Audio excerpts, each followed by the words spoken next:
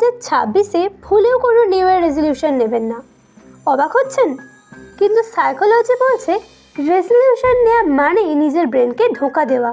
জানেন কি, 92% মানুষ জানুয়ারির 15 তারিখের মধ্যেই বছরের প্রথম দিনে নেওয়া রেজলিউশন ভেঙে ফেলে।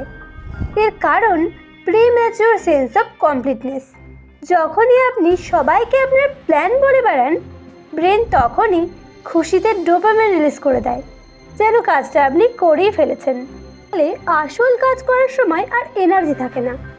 আপনি এক অদ্ভুত মানসিক ফাঁদে পা যান। তাই এবার গোল সেট করবেন না, সিস্টেম তৈরি করুন আর প্ল্যান কাউকে না বলে চুপচাপ কাজ শুরু করুন। মনে রাখবেন, সিংহ শিকারি ডাকে গর্জন করে না, শান্ত থাকে। আপনার সফলতা শব্দ করুক, আপনি নন। নতুন বছরে নিজেকে মানসিকভাবে শক্তিশালী করতে এবং এমন সাইকোলজিক্যাল ফ্যাক্ট জানতে এখনই সাবস্ক্রাইব করুন মাইন্ড ফ্যাক্ট বাংলা।